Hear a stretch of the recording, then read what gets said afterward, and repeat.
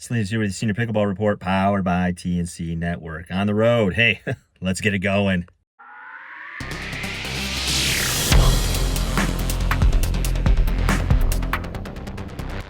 Today in our People of Pickleball episode, we speak with Paul Bamundo. He's the CEO of the National Pickleball League. We talk about the 2024 season, the championship weekend coming up in Cincinnati, and what's going on in 2025 for expansion.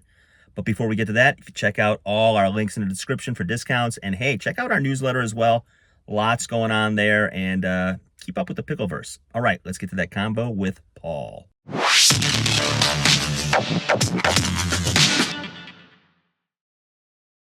Welcome to the Senior Pickleball Report, Paul.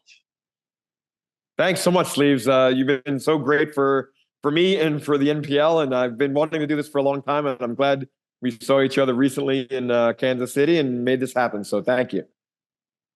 Yeah, absolutely. My first memory of you, I was at the championship last year for NPL in Glendale. And I used to live in Phoenix, and I taught high school near Glendale. So I thought, I could drive over there. I live in New Mexico. And I spent the weekend, and I sort of saw you getting the tour, so to speak, of the league. And you were walking around and meeting people. And I knew something was probably happening. So let's talk before we kind of get into your role with NPL. Let's talk about really how the game of pickleball really sort of entered your consciousness and when you became aware of what it is and what it could become. Yeah, I mean, I guess I've known of it for several years, and as someone who likes to play many different sports, and I live in Connecticut. I'm a New Yorker, but it's weird for me. I've lived in Connecticut now 15 years, so I guess I have to start saying I'm from Connecticut now too. But I'm a member of a club here, nothing fancy, like a nice little tennis and racket and swim club in Connecticut. And our pro was the one who probably first turned me on to pickleball, just in general, right? Because I play tennis, I play a little bit of platform tennis. People call it paddle up here in the Northeast. Yeah. And he was the one kind of like pushing me on pickleball. So that was sort of the first, I guess, for me personally as a player and being conscious of it in that regard. From a business standpoint, I've been following what's going on in pickleball, and I've been fascinated by the growth, like many people. And my sort of personal story of how I came to come to Glendale. So I'll back up a little bit even before then. Is that I was actually at a concert. I'm a very much I love all types of music, and Jackson Browne was coming to the Beacon Theater in New York. My brother is a drummer, and we love going to the shows together. So the two of us went to see Jackson Browne, and I got a text from somebody that I've done a lot of business with over the years, saying, "Hey, would you be interested in maybe running a professional pickleball league?" And, I'm in the middle of the concert. I'm not usually that guy who's responding, right? I'm usually like locked in on the show, but this like really intrigued me. So I was like, sure. So he's texting me back a bunch of different things. I'm like, hey, actually, I'm at a show. Can I talk to you tomorrow? Yeah. And then it's sort of like all rolled into there. I met Michael Chen. I met the other co-founders. I met Beth and Rick and our investor, Paul Keener, and a bunch of different people, and came out to Glendale. And it was sort of like, Michael loves to tell the story that I was like the undercover boss, but not very undercover, because I was wearing a suit, thinking that here I am to meet people and impress just stuck out a little.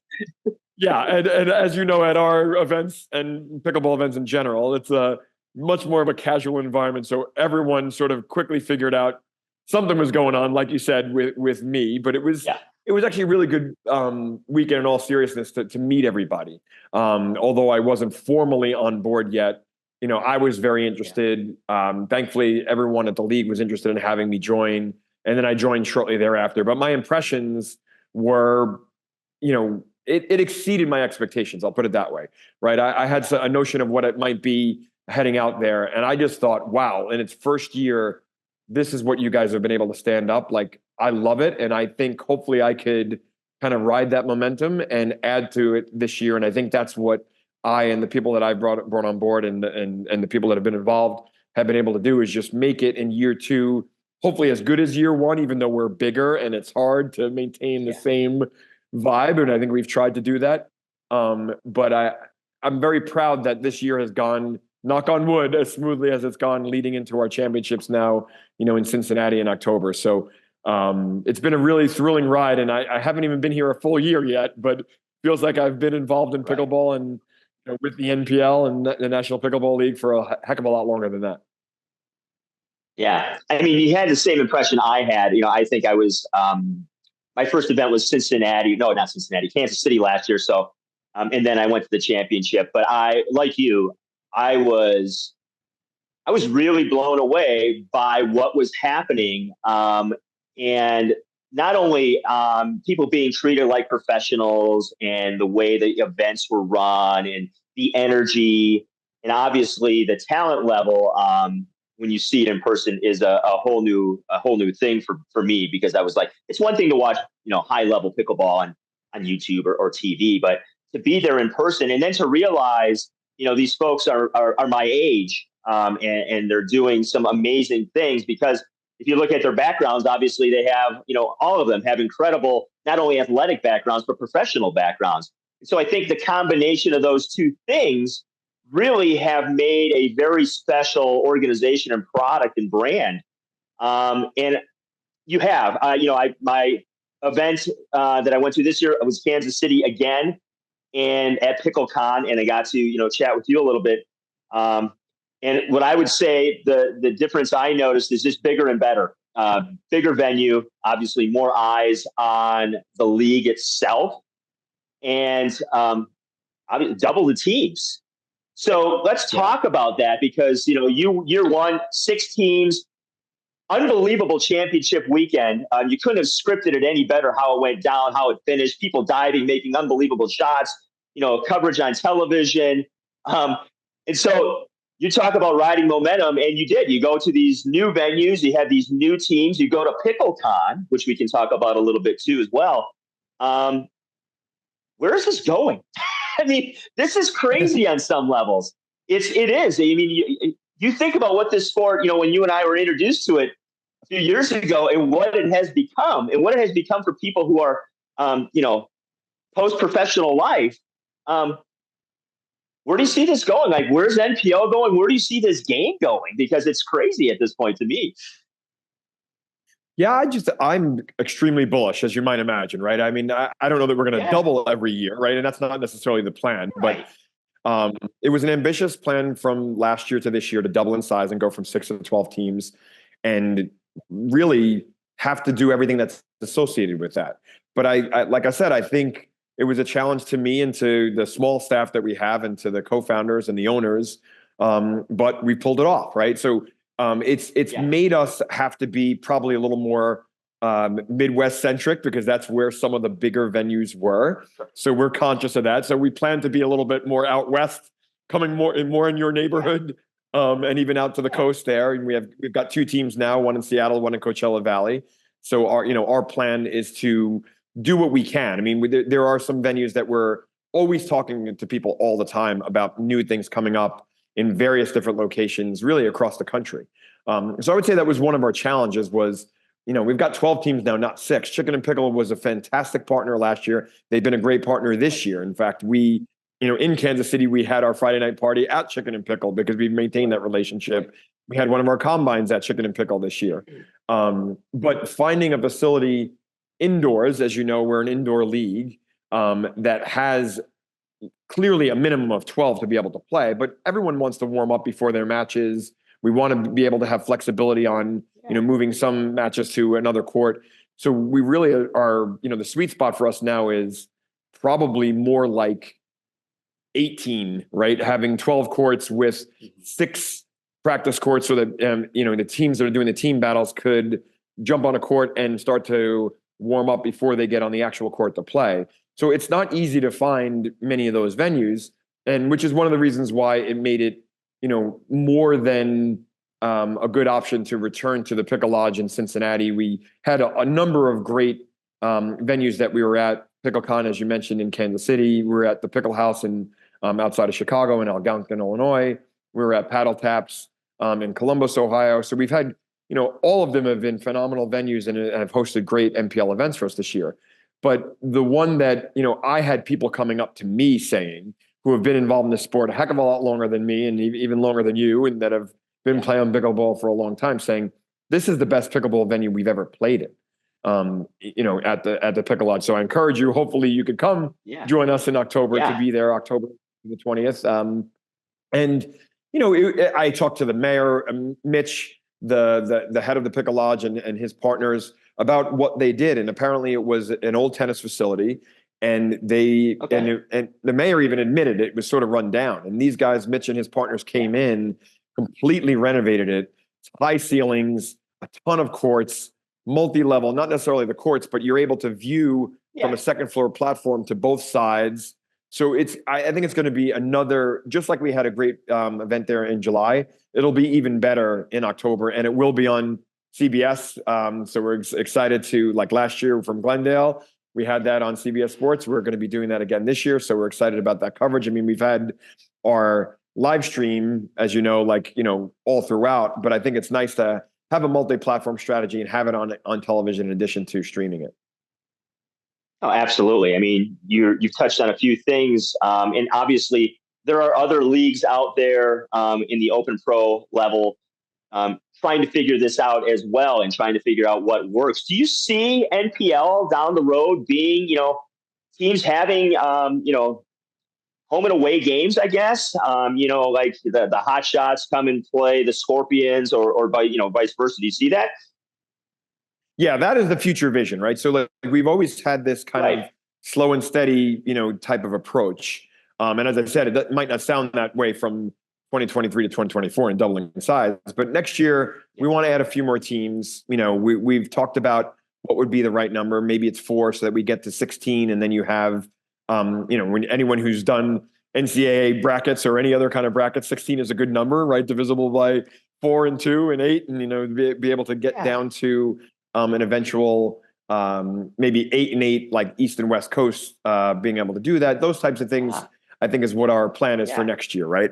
But the future vision is, like my experience at the NBA and having, say, somewhere around 32 teams and being able to have, and this is many years down the road, so growing steadily to get there, but having home and away matches where our owners either own their own facilities or they're affiliated with a facility in their market.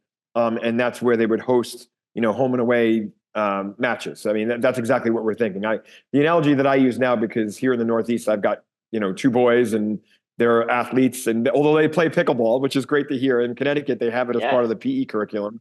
And my older son just started high school. So they did it in middle school, which is awesome, but they're also lacrosse players. And so I give people in the sports business the analogy of the Premier Lacrosse League, which I know some of those folks, and they travel around. That's what they had done in the beginning of their league, is they travel around together. And I think that is right now the magic of what we've been able to build in terms of the community, is last year having all 6 teams travel, this year having all 12 teams travel. We've got an interesting situation in what's gone on with Houston, because it's one market but 2 different venues, because the Houston facility, we could have hosted all of our teams there, but it would have been very tight. So the decision was to do it in 2 different venues. And I think that could be a model too that we do in the interim before we get to the home and away, is go somewhere that's one market where we're all together. We could still do the, opening night party and then kind of split into, certain teams playing in one venue, certain teams playing in another. And we could do that at places like, Chicken and Pickle again, where they have certain locations that have multiple of their venues there. So that is something that we're exploring for 2025. And we're starting to get the calendar ready for what we're doing in 2025. So it's an interesting whole process to start all up again. Yeah, absolutely. I mean, I think the obvious conundrum, or whatever you want to call it, challenges, is sort of waiting for the infrastructure to catch up. Obviously, there's massive amounts of building and going on. And I guess what I really dig about NPL is they've taken what I consider to be an indoor sport and truly made it indoors, because you don't have to deal with weather. And if you follow any of the professional leagues, they're always sending, there's rain delays. You're going down a particular part of the country, and obviously things that can change and change the entire dynamic of your weekend based on weather. Do you see, because you mentioned NBA, I do love the idea of having divisions, because people are traveling and you're Midwest centric now, but if you have obviously an East Coast, a West Coast, an Eastern division, and you get to a point where you have 30 some teams and you have this incredible playoff, I guess, tournament. You could. I love what you're doing. You could take it to Chicken and Pickle, and you could take it to some of these venues that some of your players are a part of. And so I love the spreading out of sort of the product and the brand, and because for me, I think what attracted me to pickleball, but specifically Champion Senior Pro Pickleball, is there are a ton of characters already built into this league. There are people that I have followed who don't really need to be promoted in a way that is not genuine, because there are, and I'm specifically talking about the men's side right now, like, Dave Weinbach, the Badger, for an example. Great, large personality, well known. Besides the infrastructure and, potentially having divisions in East and West, where do you see sort of the development of promoting players and their personalities? Because I think I would argue the NPL has as many personalities as any league out there already, and well-known ones, and an endless farm system of people who are going to turn a particular age that will have reputations coming into your league. Yeah, I couldn't agree with you more. I think so much of it is about storytelling about our players. And I would say, the women's side has been extremely impressive to me too. Their level of play, how important it is to us. It's something that we feel very strongly about. I feel strongly about the fact that it is completely 50-50, right? All of our rosters are made up of half women, half men. We've got, women's doubles, men's doubles, but then mixed doubles, and all the points count the same. The first draft pick is as important as the last draft pick, because they're all still playing and their points counting the same. So I think that's an interesting element of our, team-based indoor, the ability to live stream everything so that people could watch all the players. Yeah. All those things are, I think, hallmarks of what we wanted to build and what we're continuing to build.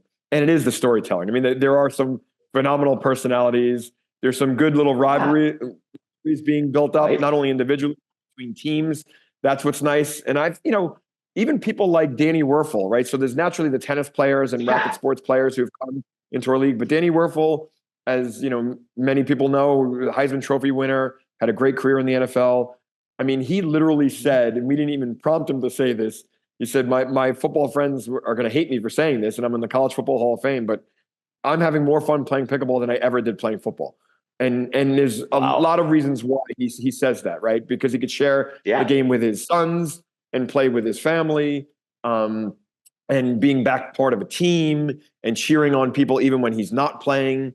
So he's really bought in, and we've heard that from himself and top women's pros, top men's pros, all who have played in other formats and said the NPL's got it right. Like we love this mixture of playing, in a doubles format, but playing as part of a team, because it brings such a different element to the game. Yeah, absolutely. And you have all these people with these personalities and these impressive resumes athletically, not to mention obviously professionally. That you have people that have played on Davis Cup, you have people that have played in Wimbledon, you have people who have won U.S. Open pickleball titles, and so I envision, for me, because I have my background's in public speaking and I've done some broadcasting, that once this thing gets to a place where you can introduce these people as they enter the courts, and because there's Rick Witskin getting introduced and walking on the court, he's just going to strut out there and do his thing and entertain the crowd. And you have all of these people that are really, I guess, really polished and don't need what I would call a lot of coaching to sort of get the crowd involved and get fans to follow not only the team they're on, but them individually. I'm pretty excited to see where that goes, because like I mentioned earlier, you have this endless farm system of people who are going to be established players and have these personalities and these backgrounds that fans are already aware of and may follow them obviously into NPL, much like golf, when people become a little older and they play in the senior pro tour. And some of those people are more beloved than the newbies because there's an investment into them and their brand. I totally agree. And my friends in golf, I say that all the time. When I try and it's wonderful to be in this role, and I'm privileged to be in this role. And when I talk to people and tell them what I do, everyone's got a story. Even someone is unfamiliar with pickleball will tell me, like, pickleball is such on the consciousness of everyone, not only in America but really around the world. Even when I've traveled internationally this summer, it resonates with people, and everyone's got a story. And like you said, the pros in our league, the champions pros, they are so accomplished in what they've done. Like I mentioned, the tennis players, and you mentioned Rick, even Beth. I mean, she was at PickleCon telling, one of the questions went around in one of the forums that they had there, and the basically like asking them about like some of their most interesting moments coming from tennis to pickleball. And Beth was talking about, playing against Martina Navratilova, right? Like, and winning, right? Like in doubles. And then she's like, oh, I probably should have talked about when I played Billie Jean King. I was like, you played Billie Jean King? She was like, yeah, when I was a young woman, I played Billie Jean at the end of her career. Like, things like that are just like remarkable. And that's just one person and, a couple of stories. Right. People have all these different stories. And then, entrepreneurs that we have in our league. So not only just people that come from tennis and racket sports, but people who have super accomplished in their lives outside of pickleball. I think we have an enormous opportunity to tell those stories. And, we're trying to, but it's one of those things that we're just, there are so many different people. We're going to have more than 200 people play in our league this year. We've got 186 rostered players, but people have lives outside of this. People have weddings to go to. People can't be there on a certain weekend. So we know that. And then we have like a whole list of substitute players who couldn't commit to 4 out of 6 weekends, but wanted to be a part of it and have played 1 or 2 or 3 NPL weekends. So it's great to get new players in, as you said, and people to experience the league. And I think, going into next season, coming out of our championships, we envision having a ton of interest in people playing in the NPL, which is why we plan to expand again. Yeah, absolutely. Because when you have stars like Beth Bellamy, who have the background that she has, and she's unbelievably approachable, which is fantastic as well. Yeah, you do. You draw particular people to your league, whether they're players, investors, or whatever, because they want to be surrounded by people like that and people who have accomplished incredible things and who are still accomplishing incredible things. I mean, Beth's pickleball career is unbelievable if you start to look at what she's done in a very short period of time. And I know she's been injured for the last year, but obviously hope to get her back for championship weekend because she's fun to watch. And again, like I mentioned, she's just really nice. And so many great stories. You just like to hang around people like that. They're big stars, but they're very approachable. Yeah, and then like great family stories too. She's one of a couple of siblings that we've got and family members like in the league. Like her sister Julie has played on her team on Oklahoma City, right? On the Punishers. So like the fact that, yes, Beth has been hurt, but she's been there cheering on her sister and on our teammates. And then, hopefully we will have her back for the championships, as you said. It's a pleasure to get to know all these people personally, but to be able to bring them to the world, right? And our sponsors being exposed to them too, like our corporate partners, that's been great too, because they've been able to really use our platform, obviously for their brand, but also to get relationships with our team owners, with players, and our players now using product like, Incrediwear, and people are coming off the court, drinking a Fat Tire and, using Gearbox for their paddles, or, Gamma's our official ball. Like, so all of these different things have been great because it's a genuine interest in growing the sport. I mean, that is our mission. We want to grow the sport. We want to showcase champions, pros, showing them at their best. And hopefully we've accomplished that and we'll continue to do that. Yeah. I mean, I always tell folks, get to see them and get there in person. And I think it's fantastic. You're the only organization, professional league, that live streams all the matches. It's fantastic to see. But if you get an opportunity to go in person and sit courtside, it will blow your mind the level of play that these folks are competing at. And what I think I love at the end of the day, you mentioned this earlier, is it is a massive, very tight-knit, loving community of people and supporting each other.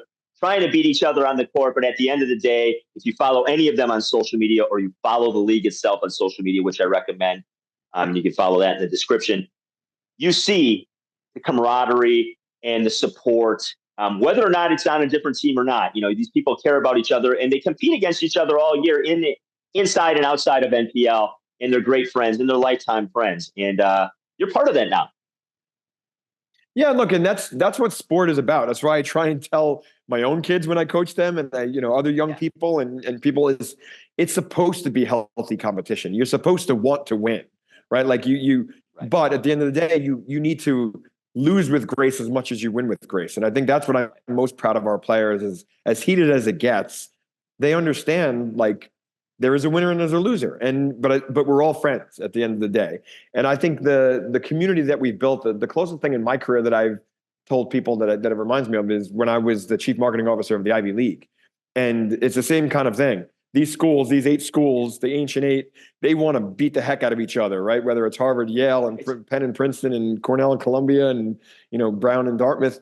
But when they all came together, they wanted what was best for the Ivy League and for college sports and for these young women and men. And I think it's the same thing here. Like all of our team owners, they love to trash talk each other. They love to jab each other, but they want what's best for the league, right? They want what's best for the players first and foremost. And I think that's been what I've loved the most about it is getting to know all the personalities, owners, players, co-founders, and how everyone really does want to row in the same direction to build a game of pickleball at the Champions Pro level.